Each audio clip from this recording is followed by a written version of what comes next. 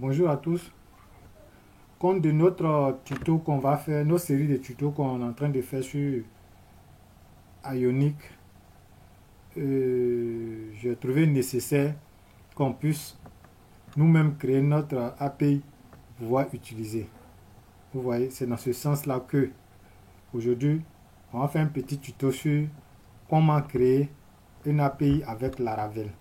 Et c'est ça qu'on va utiliser maintenant pour pouvoir développer nos différentes séries de tutos sur Ionic. D'accord, merci. Et donc, je vous invite à venir sur Laravel. Vous venez Laravel doc. Bon, j'ai choisi Laravel 7 points. D'accord. Il faut dire que ce n'est pas un cours sur Laravel. Les cours sur Laravel viendront. Mais pour ceux qui ont déjà installé Laravel, je préfère aller directement. Maintenant, si vous avez besoin d'un tuto sur Laravel du début à la fin, c'est vrai, c'est prévu dans notre série de tutos, mais si vous avez vraiment besoin urgemment, je préfère qu'on vous me précisez dans les commentaires pour que je puisse aller rapidement dessus, au fait. Donc pour l'heure, on va créer notre API avec Laravel. Ok. Merci. Donc vous suivez ensemble avec moi.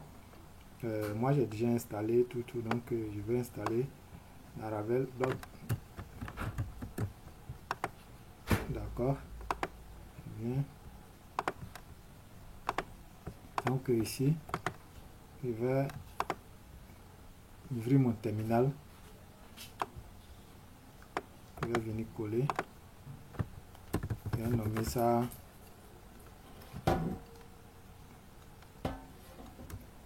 Laravel API. Ok. C'est parti. Donc on va installer notre framework Laravel pour pouvoir créer notre API. Notre installation est terminée.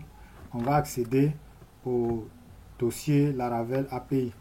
Donc on fait cd Laravel API automatiquement. On fait entrer, on est dans le dossier. On fait inclure. Donc on va ouvrir ça dans notre éditeur de test. On va ouvrir avec Sublime Test. On fait Sublime. Il va ouvrir.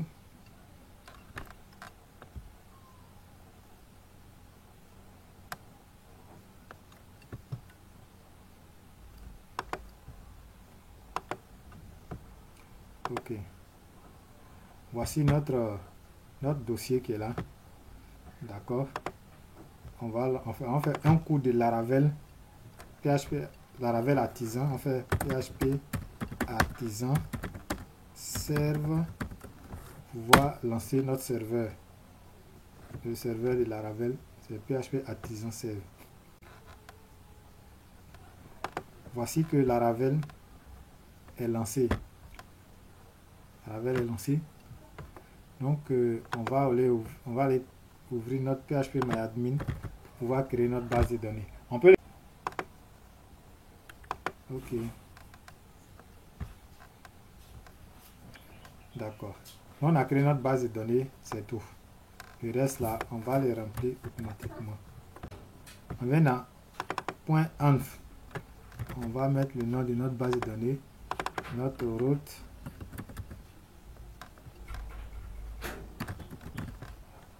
On met notre mot de passe.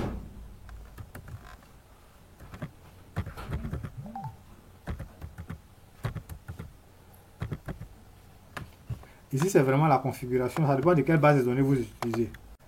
D'accord. Donc, on va créer dans un premier temps,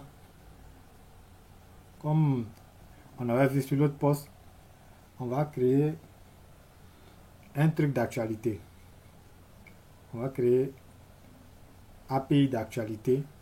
On va publier les différentes actualités. D'accord. Donc, on va créer une base de données. On a créé une base de données. On va créer une table qu'on va appeler poste. On va créer une table catégorie. D'accord. Donc, c'est parti. Donc, on va faire PHP On a coupé le serveur PHP artisan make modèle. On va appeler notre modèle post. Post. On va faire -m. -m pour dire de créer la migration dans database, pardon, on fait la migration que vous voyez ici. Ici, il y a déjà par défaut des migrations par défaut. Ouais. Là, c'est user, password, reset et autres. Donc, nous, on va créer pour nous. C'est bon? Donc, on va faire PHP artisan make modèle.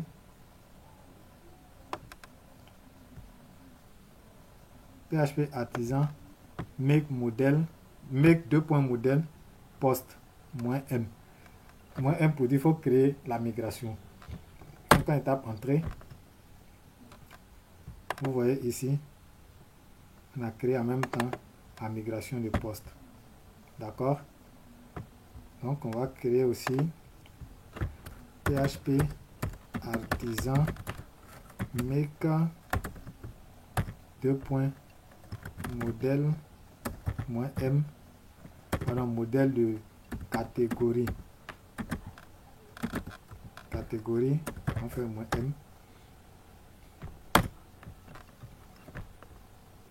Ok, donc on va créer aussi la migration des catégories. C'est bon? D'accord.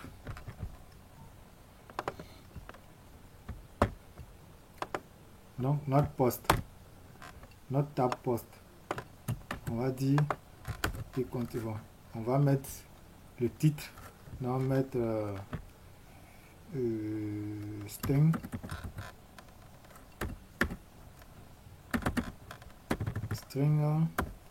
title, on va mettre le slug, on va string. Le slug, bon, après, je vais vous expliquer ça dans un exercice bien détaillé. Mais le slug, généralement, c'est par rapport au référencement. Quand vous utilisez les sites, les sites qui utilisent WordPress, vous verrez généralement dans le lien, dans la barre de recherche, le titre de l'article qui est séparé par des tirets en minuscules. C'est ça le slug. Après, je vous expliquerai dans un exercice bien détaillé. Donc, le slug, on va mettre le détail, on va mettre texte. Ok. On met description.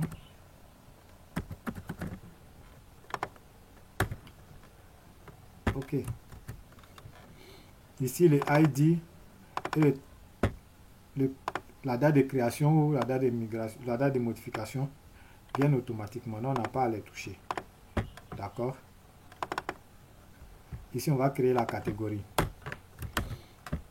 On va remplir la table catégorie. On fait string. La catégorie, généralement, c'est le name. Hein? Catégorie name. Donc, on va faire name. D'accord? Je pense que le name suffit. Hein? Le nom de la catégorie, ça suffit. Donc, ici, généralement, on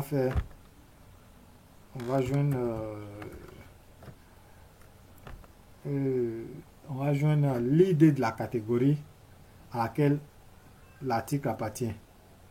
Vous voyez? Donc, on va choisir... Bah, je peux prendre string comme je peux prendre integer, ça dépend. Integer pour dire que c'est int dans MySQL, donc ça dépend de nous. Bon, je vais prendre string, sinon on peut prendre aussi integer, ça ne gêne pas. Donc, à vous de voir. Integer, mettre catégorie ID. Ok. Donc, je pense que avec ça, ça peut aller. Avec ça, ça peut aller. Les informations sont là. Ça peut aller. Hein. Ok, donc on peut faire notre migration. Hein. On peut faire notre migration pour remplir directement notre base de données. on n'a pas encore migré, mais on a créé. On va maintenant créer notre modèle, notre contrôleur, pardon. On va faire PHP artisan make contrôleur. On va faire post contrôleur API pour dire qu'on va créer notre API et celui-là appartient au modèle égal à post, le modèle post qu'on a créé ici, le modèle post, voici. On dit ce contrôleur appartient au modèle post. Donc si je fais entrer, pardon, je fais une petite erreur, PHP artisan make contrôleur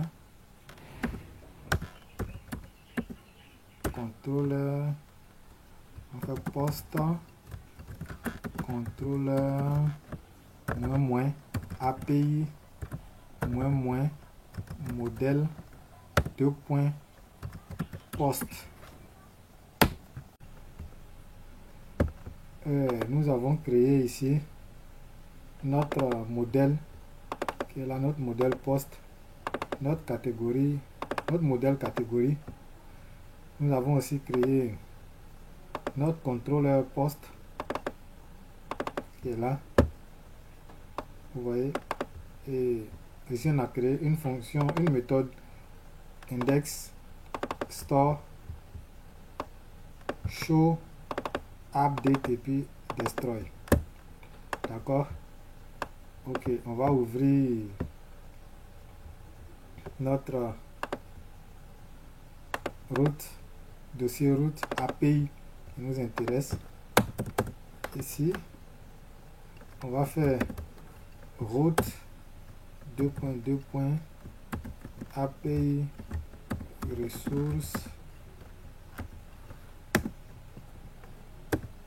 API ressources et ici on va venir donner un nom, on peut dire bon post, voilà, et comme il s'agit de post @index, ici on peut mettre un get, hein, ça change rien en fait. On peut mettre get pour dire quoi, envoie le post dans le dossier contrôleur, la méthode index. Ça va. Ok, donc si on vient ici et artisan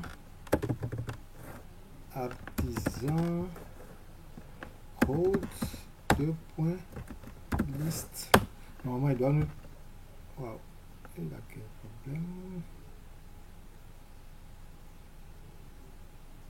PHP artisan. Ok, il nous dit que get route post. D'accord. Ici, normalement, on doit nous donner un point virgule. PHP artisan route list. Ok. Donc, comme on peut le constater ici, on a API post qui est là, qui va nous donner la liste. Vous voyez un peu. Ok. Donc bien avant je vais migrer. Je vais faire PHP artisan migrate, migrer mes différentes tables.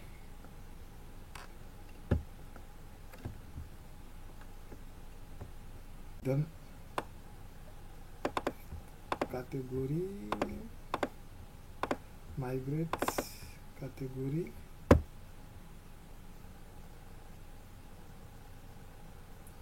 wow, string. Ouais, ok.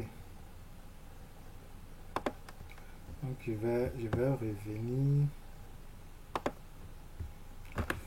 faire PHP artisan pour vous montrer un peu les différents trucs.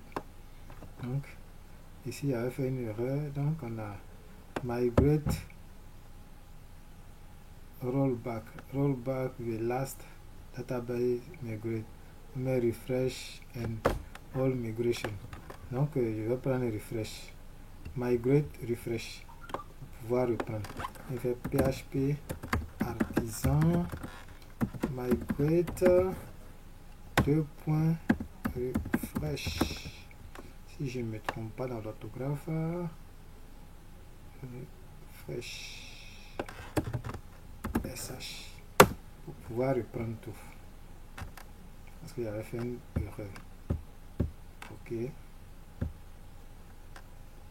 D'accord. Donc on me dit que tout a été enregistré. Si on va dans notre base de données, normalement, on doit voir tout ce qui a été. Donc voici nos différentes tables. Vous voyez un peu. On a catégorie. Catégorie. On peut déjà remplir un truc qu'on devait faire automatiquement, mais j'ai préféré aller doucement pour que nous tous on puisse voir. Ok, donc poste. On va aller ouvrir. D'accord. Ok, donc on vient ici. On a API ressources. Contrôleur. Mais comme je dis, il y a plusieurs options. On peut ne pas mettre API ressources et puis mettre get et puis appeler la fonction concernée dans le contrôleur concerné. Donc il y a plusieurs solutions, mais on n'est pas juste là pour un truc du genre aujourd'hui. Donc si je lance ici et puis je fais PHP artisan route list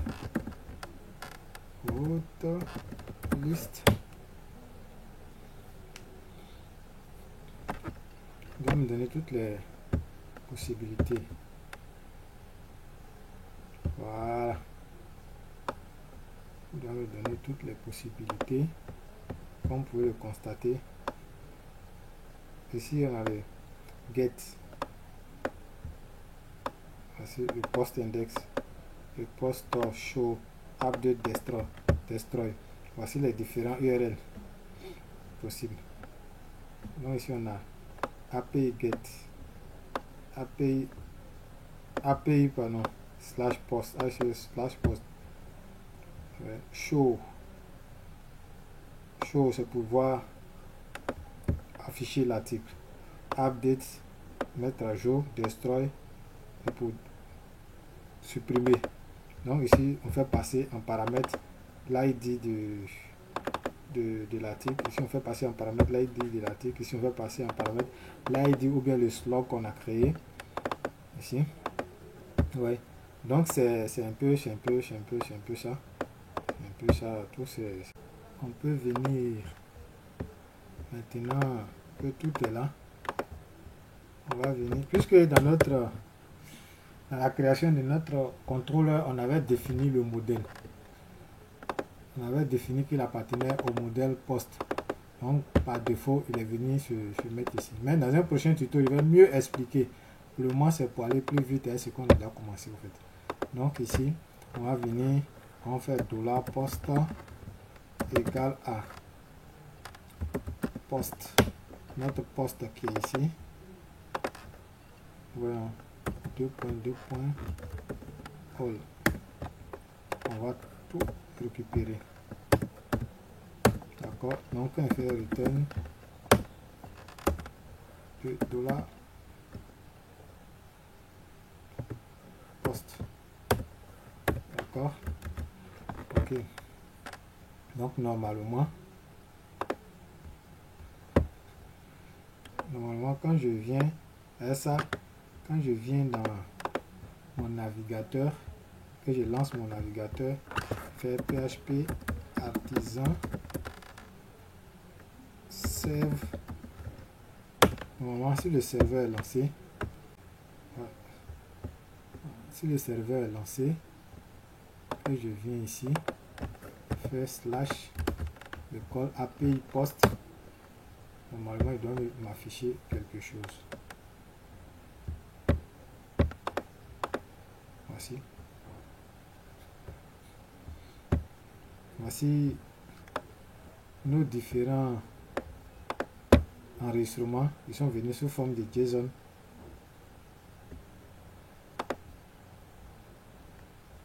Oui. Ils sont venus sous forme de JSON. Comme vous pouvez le constater. Notre enregistrement est venu sous forme de JSON. Voici.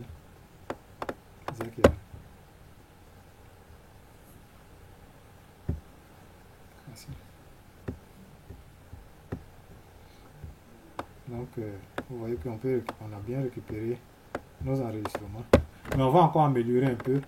Et puis, bon, on va créer des ressources pour pouvoir bien améliorer notre fonction.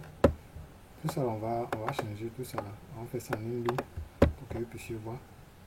Donc, je vais créer ressources ici. Je coupe le serveur. Puis là,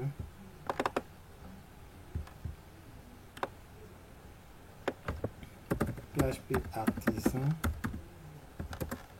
make 2 points ressources. Pardon. PHP artisan make 2 points ressources post. Ok. Ressource a été créée. Je viens ici. Voici notre ressource post qui est là. Donc, créer notre ressource ici. On a créé notre ressource, notre post ressource. Voici. Et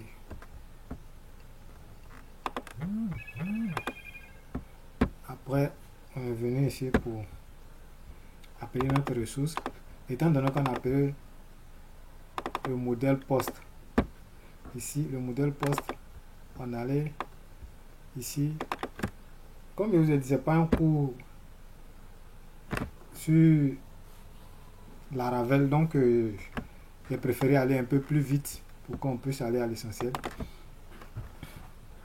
Néanmoins, après je vais détailler ça au plus profond pour que vous puissiez voir. Donc ici on a fait un protected fillable pour protéger l'ID et la date de création. Ici oui, c'est ressources pour définir nos différents champs. Ici dans notre contrôleur, comme vous pouvez le constater, ici le poste, on a deux postes, on a le poste de modèle, on a le poste de ressources. Donc le poste de ressources, on a renommé en ressources poste, où on a mis as ici, d'accord. Donc on est venu à notre index sur Laravel ici. Laravel est bien documenté, donc quand vous faites les recherches, je pense que vous pouvez trouver. Mais dans un prochain tuto, on va revenir là-dessus. Donc voici, ici on a indexé la table poste et on dit order by id desk, on limite à 30. Comme on peut limiter à, ça dépend, on peut limiter à 5, ça dépend de nous en fait. Voilà, ça dépend de nous. Ici c'est pour créer, ouais, c'est pour créer un poste. Ici c'est pour afficher un poste. Ici c'est pour mettre à jour un poste. Ici c'est pour supprimer le poste. Vous voyez un peu. Voilà, je préfère aller un peu plus vite pour que on puisse gagner du temps. Donc voici ce qu'on a fait. Ici, on pouvait faire aussi route. On pouvait faire route 2.2.get post. Tu vois? Get post. Et on peut appeler post controller @index. Un peu. Ça change rien. Et ainsi de suite. On a fait encore post get. Ainsi de suite, mais c'est un peu trop long. Ça serait un peu trop long. Vous voyez un peu.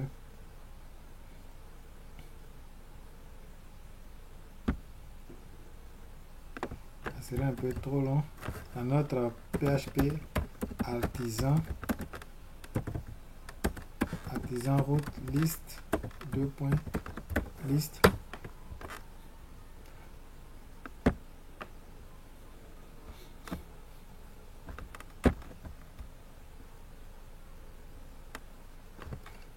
PHP artisan route 2.list.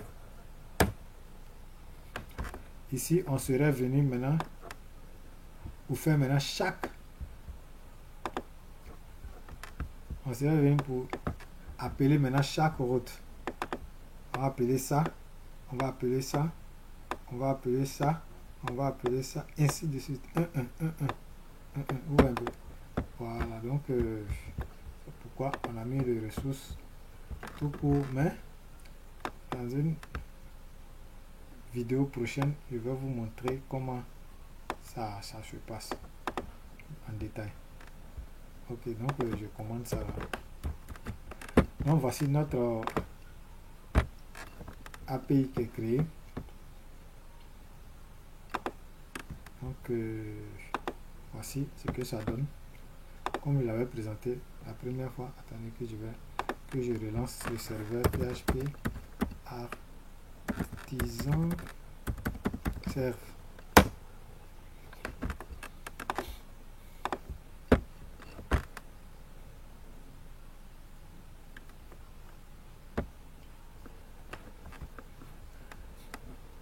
Donc voici. Donc on va aller maintenant utiliser ça dans notre exercice. Pour le reste de notre exercice, je pense qu'on va utiliser maintenant cette base de données et ainsi de suite, ainsi de suite, ainsi de suite. On va essayer d'apporter des modifications comme il le faut en fait. Allez, merci.